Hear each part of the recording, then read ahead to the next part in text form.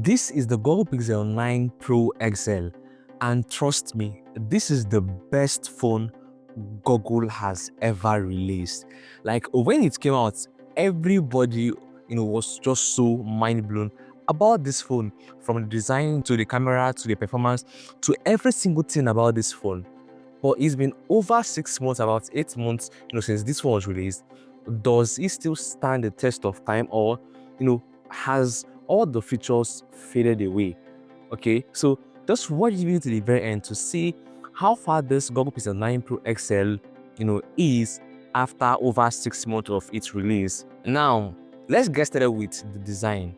So, looking at this phone, or even holding the phone, you can see that this feels and looks so premium.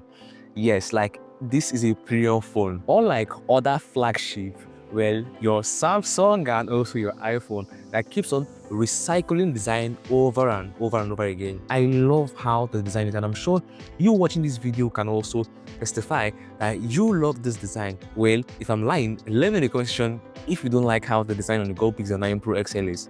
Let me in the comment section. The overall build is just screaming a flagship phone, but all these shiny rails, right, they are fingerprint magnets and they're actually slippery.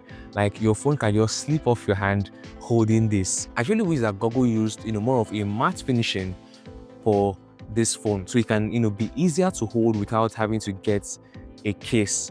Okay, but if that is the only problem about this, then I think this case with me has solved the major problem on the Google Pixel 9 Pro XL. Now to the display. So the display of this phone is wonderful, but it is not perfect. This one is both a win and also a tiny letdown.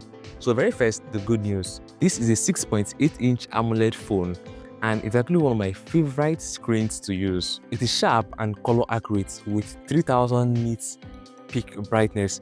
This means you can actually press this phone in a very bright environment and you can still see what you're doing. Most flagship devices have their peak brightness to be around 1700 or thereabout, but 3000 is insane on this Google Pixel 9 Pro. Come on. Now when you're watching movies, playing games on this phone, you get the best video playback because of the display. Okay, this uses 120Hz refresh rate, which means you have smoother transition from one app to another, surfing through your phone. Now the downside on this display, first off, the bezels are quite big. Now while it may look normal to you, remember this is a flagship phone, so the bezels this year should feel almost non-existent. Look at the Infinix Note 50 Pro, the review on my channel. Look at how tiny the bezels are, even compared to the S25 Ultra. You may not even notice that there is any bezels over there on that phone. And then look at the bezels on the Google Pixel 9 Pro XL. But aside these two, the display on this Google Pixel 9 Pro is very wonderful. One underrated feature on the Google Pixel 9 Pro XL is the ultrasonic fingerprint reader. Like, it is fast, accurate, and finally reliable. Okay, now let's talk about the performance. This is the Tensor G4. While it may not be as strong as Snapdragon 8 Gen 3, this is still a very durable chipset on a smartphone this year. Yes, it can handle anything you can think of, even if you are a pro gamer. So with this phone, you can handle your day-to-day tasks, your TikTok, Instagram, Facebook, YouTube. You can play heavy games on this phone. Now, while playing heavy games, it's going to get warm, okay, which I think it is understandable because you are performing heavy tasks on the phone, okay, but that does not mean it is going to lag or hang. Okay, your phone is just good to go, and if you are probably using a casing when you are playing game, you may not even notice it on this smartphone. Everything is going to feel normal to you as you're playing your game very smooth. So I think the chipset, the performance on this smartphone over here is still actually a plus on the Google Pixel 9 Pro XL. Now for the battery and charging speed. So this has a 5060 mAh battery and makes of 37 watts wired fast charging. Now I would not call this a fast charging because I've seen other device, even mid-range device, that uses a faster charging speed than this. Now the Infinix Note 50 Pro came out with 90 watts fast charging, and this just has 7. A flagship device from Google. Come on, in 40 minutes, You can charge the Infinix Note 50 Pro from 0 to 100%, while this is going to take over an hour to charge to 100% from 0%. So you can see the difference. This also uses 23 watts wireless charging. Again, the Infinix Note 50 Pro makes use of 30 watts wireless charging. Come on, right? So this means even the Infinix phone is going to be faster than this in terms of the wireless charging. It also has reverse wireless charging, which the Infinix also has reverse wireless charging. So I think for the battery and charging, this is kind of a bummer comparing to a phone which is way more affordable than it. Like the Infinix Note 50 Pro is around 350,000 naira. Well, once when it's fully charged, it can take you for about 12 hours of usage. That is, if you are doing your normal day-to-day tasks, probably your WhatsApp, your TikTok and all, but if you are playing heavy games, Call of Duty and all, it would not last that long. Now to the cameras. Immediately I got my hands on this phone, I checked the cameras and I was actually mind blown. Like, is this Google Pixel? Look at how wonderful the pictures taken on this phone looks. So this has 50MP main camera, 48MP periscope telephoto lens, 48MP ultra-wide lens, and also makes use of multi-zone laser AF, LED flash, pixel shift, ultra HDR, panorama, best take, and also zoom enhance. This phone's rear camera can shoot videos in 8K at 30 FPS, then 4K at 24/30/60 FPS, then 1080p at 24 or 30 or 60 or 120 or 240 FPS. So now for the selfie camera, this has 42MP ultra wide selfie lens.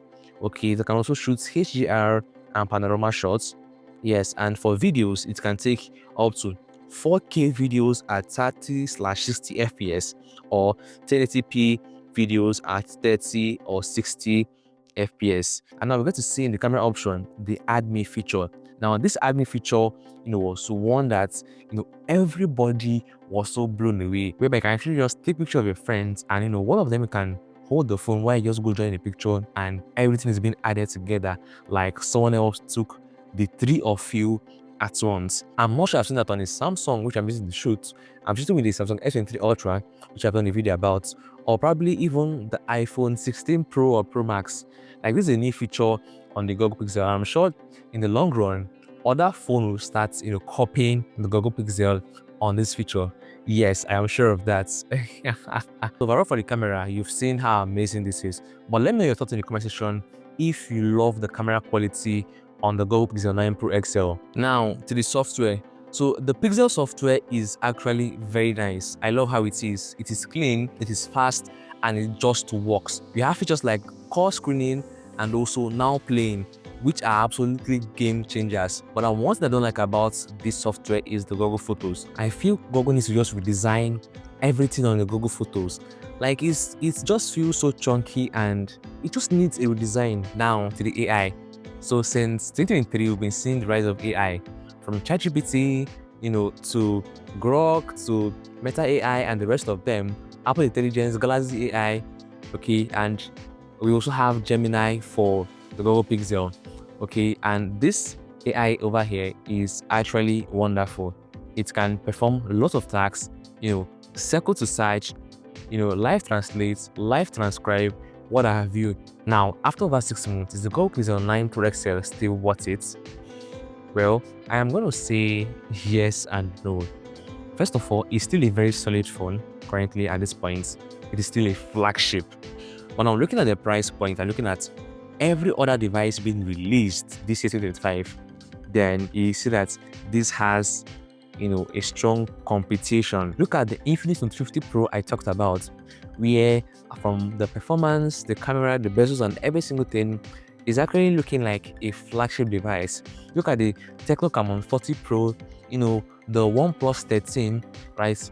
There are a lot of amazing phones that has come out within the past few months, and it's actually more affordable, way more affordable than the Google Pixel 9 Pro XL, and somehow still offers some of these things that Google Pixel offers on their phone. So if you should wait, it's better you go for a more affordable phone that gives you, the same quality of a flagship device. What do you think? Will you be going for the Google Pixel 9 Pro XL this year, 2025, or probably go for other device that gives you more value for your money?